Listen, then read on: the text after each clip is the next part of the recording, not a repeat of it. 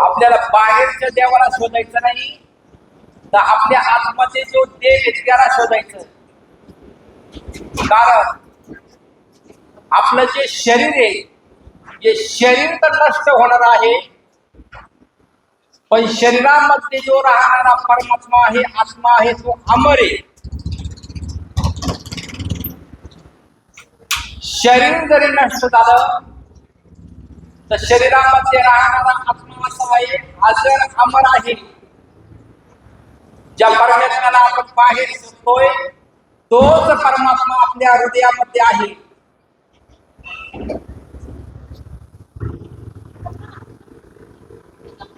आपल्या हृदयामध्ये असा परमात्मा आहे, अजर आहे, अमर आहे.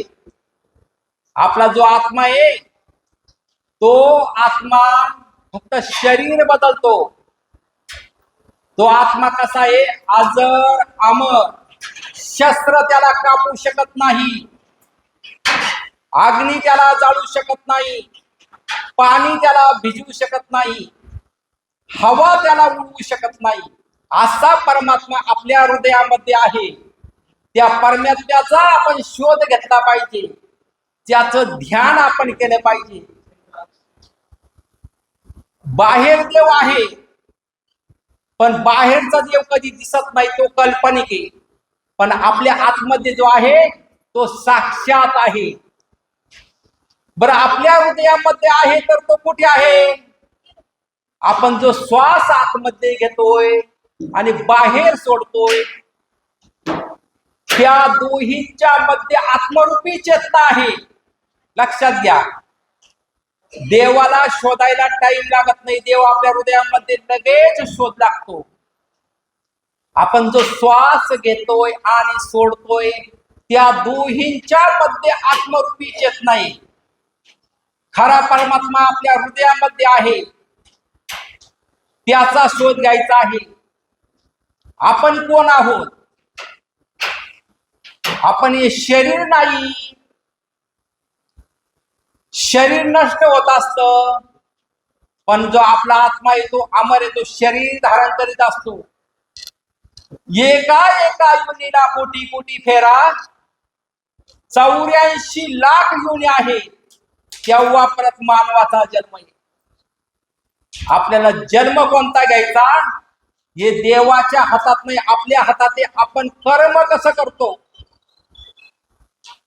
आपण जर शेतामध्ये ज्वारी जर पेरली तर बाजरी उगणार नाही. जसं आपण पेरू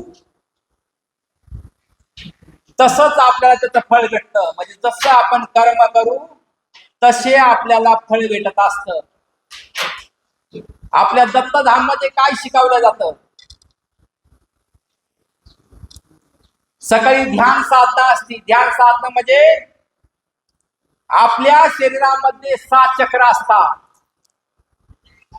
7 चक्र कोणते?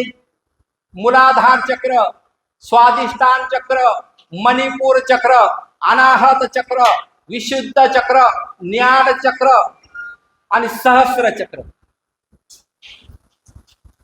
ध्यान साधनेद्वारे आपल्या शरीरातील 7 चक्रांची शुद्धी केली जाते. आपल्या स्वतःच्या मनाच्या साह्याने शुद्धी केल्या जाते. म्हणजे मी नाही करत. ध्यान साधनेद्वारे तुमच्याच मनाच्या साह्याने तुमच्या शरीराची शुद्धी होत असते. मी फक्त काय आहे? मध्यमी. लक्षात ठेवा.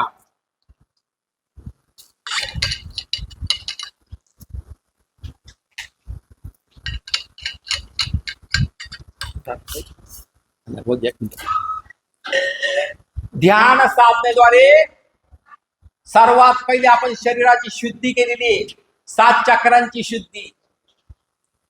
परत दत्त प्रभूंना आपण प्रार्थना केलेली आहे,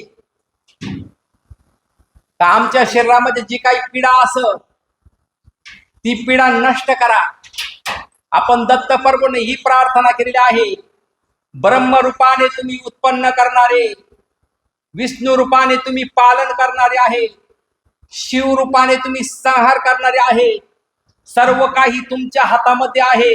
आम्ही तुमचे लेकरे आहोत, तुम्ही आमचं रक्षण करा. अशी आपण काय केलेली सकाळी प्रार्थना केलेली आहे. आपली सगळी प्रोसेस झालेली जवळजवळ 5.5 ते 6 तासाची. आता फक्त 15 मिनिटाची प्रोसेस राहिलेली. आपल्या दत्तधाम मध्ये काय केलं जातं? सनातन धर्माचं पालन केलं जातं. पुरातन काळामध्ये काही डॉक्टर नव्हते. आपल्या सनातन धर्माचं इथं पालन केलं जातं. वैदिक प्रक्रिया केल्या जाती. वैदिक प्रक्रिया म्हणजे प्रार्थना आली, ध्यान साधना आली, शरीर शुद्धी आली, यज्ञ आलं, हवन आलं, पंचसुक्तांचा अभिषेक आला. पंचसुक्ताच्या अभिषेकद्वारे आपल्या शरीरामध्ये 5 प्राण असतात. त्या 5 प्राणांची शुद्धी केल्या जाते. लक्षात घ्या. आरोग्य हवन, समस्या निवारण हवन, महामृत्युंजय हवन, नवग्रहांचे हवन, यज्ञ म्हणजेच ही पुरातन काळातील वैदिक प्रक्रिया आहे. लक्षात घ्या. ती प्रक्रिया आपल्या दत्तधाम सरकारमध्ये चालत असते. संकल्प, प्रार्थना, ध्यान साधनेद्वारे आपल्या मनामध्ये जे काही निगेटिव्ह विचार असतात ते निगेटिव्ह विचार ध्यान साधनेद्वारे नष्ट होत असतात. पण ध्यान साधना तुम्ही मनापासून केली पाहिजे. मन, बुद्धी आणि प्राण एक करून केली पाहिजे. लक्षात घ्या. पण आपण ज्यावेळेस ध्यानाला बसतो त्यावेळेस आपलं मन पळतं. मन पळलं का मनामागे आपली बुद्धी पळत असती. बुद्धी का पळती?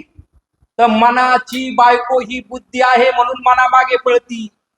बुद्धी पळली की इंद्रिय पळतात, म्हणजे सर्व सौर होतं.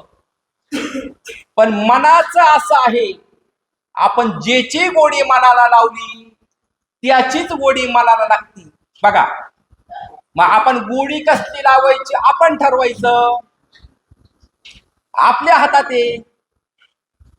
आपल्या शरीरामध्ये सर्व काही आहे. स्वर्ग आपल्या शरीरात आहे, ब्रह्मलोक आपल्या शरीरात आहे, विष्णुलोक आपल्या शरीरात आहे. जे 14 भुवन म्हणतात, 14 भुवन ते कुठे आहेत? 14 भुवनही आपल्या शरीरात आहे. कमरेच्या खाली 7 भुवन आहेत, कमरेच्या वरती 7 भुवन आहेत. आपल्याकडे 350 प्रकारचे प्रार्थना, संकल्प आणि ध्यान साधना आहे. या पुरातन काळातील भरपूर वेगवेगळ्या प्रार्थना आहे, एकच नाहीये. आणि ही पुरातन काळातील ही कोणाकडे प्रार्थना नाही, ध्यान साधना नाही, आपण घेतो ती. हे फक्त आपल्या दत्तधाम मध्येच वैदिक प्रक्रिया चालत असतील. आपल्या महाराष्ट्रामध्ये कुठेही नाही. कोणीही येऊ शकतं, बसू शकतं, साधना करू शकतं. साधना करण्यासाठी एकही रुपया दत्तधाम मध्ये लागत नसतो. इथे आल्यानंतर एकही रुपया कोणाकुणाही घेतला जात नाही. प्रार्थना असन, संकल्प असन, ध्यान साधना असन, एकही रुपयाची मागणी केल्या जात नाही. 38 वर्षापासून आपलं दत्तधाम चालू आहे. 38 वर्षापासून अन्नदान चालू आहे. इथे आल्यानंतर तुम्हाला पारायण करायचं असेल, ग्रंथ मी स्वतः देत असतो, व्यासपीठ मी देत असतो, जेवणाची सोयही मी करीत असतो. म्हणजे असं नाही मी तुम्हाला ग्रंथ देतो, व्यासपीठ देतो, जेवणाची सोय करतो म्हणजे तुमच्याकडून 51 रुपयाची पावती फाडतो. देते घेते नरका जाती. एकही रुपयाची पावती मी फाडत नाही. आता सध्या इथं 500 ते 1000 लोक असतील. कोणालाही उभं करून कोणालाही विचारू शकता तुम्ही तुमच्याकडनं किती पैसे घेतले. माणूस 7 दिवस राहिला किंवा 5 दिवस राहिला, इच्छानुसार पूर्ण कुटुंब जरी आलं तरीही भाजी भाकरीचं जेवण आपल्याकडे असतं. आपल्या घरी एक पाहुणा जर आला तर आपल्याला कंटाळा येतो. माझ्याकडे कमीत कमी हप्त्याला 25,000 लोक जेवून जातात. 25 ते 50 हजारापर्यंत लोक जेवून जात असतात. तुम्ही कोणालाही विचारू शकता जेवणाचे किती पैसे घेतले.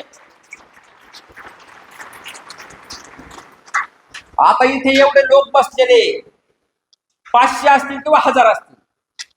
याच्यामध्ये तुम्हाला कोणी जर बोललं महाराजांनी आम्हाला 21 रुपयाची पावती फाडली, जी सजा म्हणून ती भोगायला मी तयार आहे. हा, पैसे लागतात. पैसे कुठे लागतात? ध्यान साधनेला लागते नाही, प्रार्थनेला लागते नाही, शरीर शुद्धीला लागते नाही, जेवणाला लागते नाही, राहण्यासाठी लागते नाही. पण तुम्हाला जे हवन करायचं असेल, हवन फुकाट कसं होईल? त्याला सामुग्री असती, ती सामुग्री आणायची कुठून? ब्राह्मण असतात.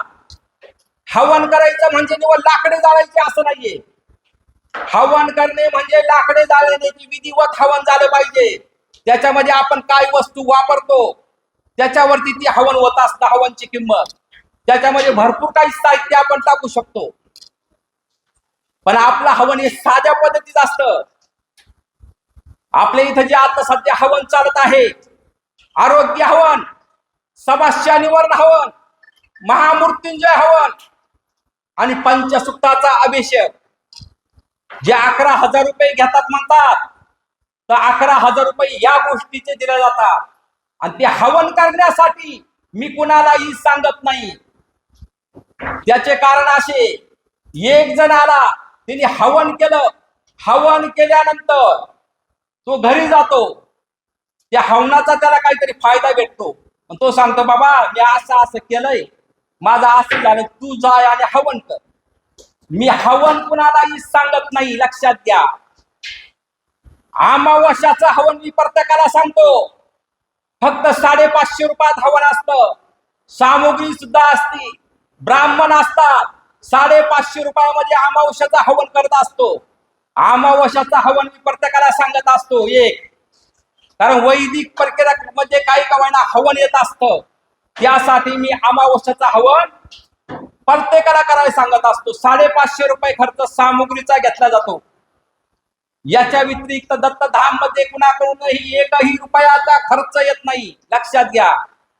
1000 माणसं बसलेले आहेत, त्यांना विचारू शकता, ते एवढं तुम्हाला म्हणू शकता की महाराजांनी आम्हाला अमावस्याचं हवन सांगितलेलं आहे, पण हे दुसरं हवन एकही सांगितलेलं नाही, लक्षात घ्या. मला एकही रुपयाची अपेक्षा नाही. 7 दिवसापासून आणलीच एवढा परोपकार केला नाही. 7 दिवस मी शांत बसलो.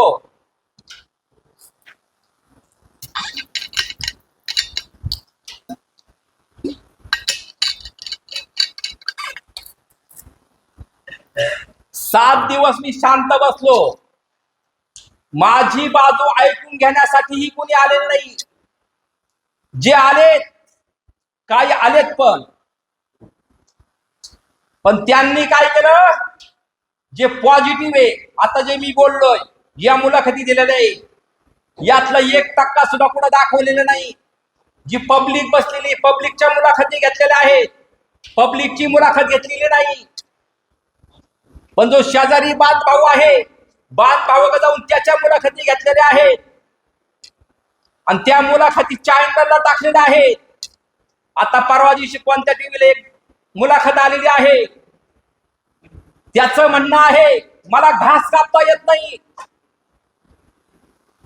शेतामध्ये घाण करतात, त्याचं शेत इथून 5 किलोमीटर लांब आहे. त्याला इथं बोलावण्यात यावं आणि त्याला हे विचारावं, तू सांगितलं तुला घास कापता येत नाही बाबा, तुझा घास कुठं आहे, याची चौकशी व्हावी. तसेच माझ्याकडे जे काय आहे, कोणत्याही गोष्टीला संयम असतो. माझ्याकडे 6 महिन्यापासून 12 महिन्यापासून अनिच्छे पुरावे आहेत, पण मी ते ओपन केलेले नाही. जसं लहान लेकरू आईच्या मांडीवर जरी बसलं, घाण केली तर आई त्या मुलाला हानीत नाही. आईच्या तोंडात जरी मारली, आई त्याच्या तोंडावरून हात फिरवते मायेचा. तसं माझ्याकडे पुरावे असताना सुद्धा मी शांत बसलो, संयम ठेवलेला आहे. संयम महत्वाचा आहे. मी जर संयम नाही ठेवला तर तुमच्यामध्ये आणि माझ्यामध्ये काय बदल राहिला? तुम्ही मी सारखंच झालो. संयम जर नाही ठेवला तर. आता माझ्याकडे जे पुरावे आहेत, ही स्क्रीन आलेली आहे, त्या स्क्रीनवरती ते पुरावे दाखवल्या जाणार आहे. कोण सत्य आहे, कोण असत्य आहे, आणि ती पण लाईव्ह मध्ये दाखवल्या जाणार आहे. जे सत्य असेल तुम्ही ते दाखवायचं आहे. तुमचं म्हणणं आहे कॅन्सरची गाठ जाती, त्याचाही पुरावा तुम्हाला समोर पब्लिक देईल. मी नाही जाणार, कारण कॅन्सरची गाठ काढणारा मी नाही. स्वतःच्या शरीरामध्ये परमात्मा आहे, प्रत्येकाला मन आहे. स्वतःच्या शरीरामध्ये जो परमात्मा आहे, आत्मा आहे, त्याची जागृती केली जाते, आणि त्यानुसार आपल्या शरीरामध्ये ज्या पीडा आहेत त्या नष्ट होत असतात. आता तुम्ही म्हणाल महाराजाला ज्ञान कुठून आहे? मी शाळेत गेलेलो नाही, मी शिकलेलो नाही, माझी दुसरी झालेली नाही. लक्षात घ्या, वयाच्या 12व्या वर्षी, आता त्या आपलं चॅनल मध्ये टाकलेलं आहे, महाराज टाक्या बनवत होते. महाराज फक्त टाक्या बनवत नव्हते, वयाच्या 9व्या वर्षी सालानी होतो मी गायांचं शेण भरण्यासाठी. लक्षात घ्या, वयाच्या 9व्या वर्षी रहीमपूर गावामध्ये खाण्यावाली सालानी होतो मी, खाण्यासाठी आणि कपड्यासाठी. 2 वर्ष सालानी राहिलेलो आहे, लोकांचं शेण पण भरलेलं आहे. वयाच्या 12व्या वर्षी मी साधनेला बसलेलो आहे. वयाच्या 12व्या वर्षी साधनेला मी कुठं बसलो? जिथे मंदिर बांधलेलं आहे, ज्या वडिलांनी, ज्या बापांनी मला जन्म दिला, ज्या बापांनी माझ्यासाठी काहीतरी कमवून ठेवलं, तो बाप तर लहानपणी असतानाच वारलेला आहे, आठवत नाही. ज्या वडिलांनी माझ्यासाठी एवढं कमवून ठेवलेलं आहे, जिथं आता मंदिर बांधलेलं आहे, तिथे खाली तळघर आहे, आत्ताही बघू शकता, जिथं मूर्ती बसवलेली, तिथे खाली तळघर आहे. वयाच्या 12व्या वर्षी साधनेला बसलो होतो. वयाच्या 13व्या वर्षी माझं 14 तासाचं पद्मासन होतं. वयाच्या 14व्या वर्षी मी साधना केलेली आहे. मी आतल्या देवाला शोधलेला आहे. परमात्मा आहे तर तो कुठे आहे? मी कुणाला सांगत नाही बाबा तू ह्या देवाला जाय, त्या देवाला जाय. मी कुणाला करणी कौशल सांगत नाही, कुणाला जादू मंत्र करत नाही. मी फक्त साधनेद्वारे, ध्यानाद्वारे पीडा नष्ट करत असतो. 38 वर्षापासून माझ्या साधना चालू आहे, आणि त्या साधना ज्या चालू आहे त्या या जाग्यावरती चालू आहे. दत्तधाम सरकारमध्ये मी साधना करत आहे. जी काही सेवा करायची आहे ती सेवा इथं करत आहे. काहींचं म्हणणं असं आहे महाराजांनी एवढं मोठं बांधकाम केलं, हे बांधकाम जे दिसतं वडिलाची इस्टेट आहे आणि ती संस्थेच्या नावावरती आहे. हे जे दिसतं हे संस्थेच्या नावावरती आहे, आणि जे काही माझी इस्टेट असेल त्याचा मी टॅक्स पण भरलेला आहे. हे महत्वाचं आहे. शिशपेन्शन जरी घेतली असेल लिखाने, ते पैसे आले कुठून? 1 ना 1 रुपयाचा हिशोब आहे. सर्व हिशोब आपल्या जाग्यावरती आहे. माझ्या अंगात देव येत नाही. मी कोणाला सांगत नाही बाबा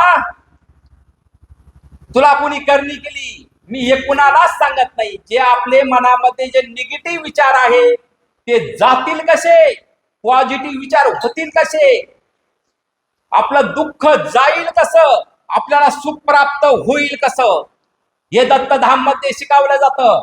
दत्तधाम मध्ये जे भाविक येतात कशासाठी येतात? इथे शिकवण काय आहे? दत्तधाम मध्ये शिकवण ही आहे, ज्या माता पित्यांनी तुला जन्म दिलेला आहे, ज्या मातेना 9 महिने पोटामध्ये तुला वागवलेला आहे, त्या माता पित्यांची सेवा कर. सेवा करण्याचे आदेश दिले जातात. माता पित्यांचं दर्शन घे. देवाला बघायचं आहे, देव तुझ्या घरामध्ये शोध, तुझ्या माता पित्यामध्ये देव शोध, तुला काही कमी पडणार नाही. हे दत्तधाम सरकारमध्ये शिकवल्या जातं. आमच्या सनातन धर्माची शिकवण जी आहे, कुणाला फसवायचं हे अजिबात नाही. आता 7 दिवसापासून तुमचं चॅनल चालू आहे. 7 दिवसापासून आपल्या निगेटिव्ह बातम्या चालू आहे. असं कोणी आहे का तुमच्याकडं? तुमच्याकडे आले आणि मला 50,000ला फसवलं. आता जे म्हणणारे आहेत, आमच्याकडून महाराजांनी 50,000 रुपये घेतले, त्याचाही भांडाफोडी इथे होणार आहे. ते माझ्याकडे आलेले होते, 8.5 लाख रुपयाची मागणी केलेली होती. स्क्रीन त्याच्यासाठी बोलवलेलं आहे, सगळं ओरिजिनल दाखवण्यासाठी. आपली ध्यान साधना झाल्यानंतर आपण सर्व स्क्रीनवरती तुम्हाला दाखवणार आहे, कोण कोण पैशाला आलत, किती पैशाची मागणी केली होती. मी पकडून कुणाला दिलं नाही. मी अजून 1 रुपयाही कोणाला दिलेला नाही. देण्याची गरज काय? मी मरणाला भीत नाही, कारण मी असा आहे, हे शरीर थोड्या दिवसासाठी आहे, पण शरीरामध्ये जो मी राहणारा आहे परमात्मा आत्मा, मी अमर आहे. मला कुणाचीही भीती नाही. लक्षात घ्या, मी स्वतःला ओळखतोय मी कोण आहे. माझ्या शरीरामध्ये जो परमात्मा आहे तो असा आहे, अजर अमर आहे. शस्त्र त्याला कापू शकत नाही, पाणी त्याला भिजवू शकत नाही, अग्नी त्याला जाळू शकत नाही, हवा त्याला उडू शकत नाही. आता 15 मिनिटांमध्ये आपण साधना घेणार आहोत. 15 मिनिटाची झालं का जोडायचं? झालं असेल तर आपण 15 मिनिटात साधना घेऊ. बाकीचं तुम्हाला काय दाखवायचं ते ओरिजिनल तुम्ही बघायचं. बाकी तुम्ही बघायचं, सत्य कोण आहे, असत्य कोण आहे.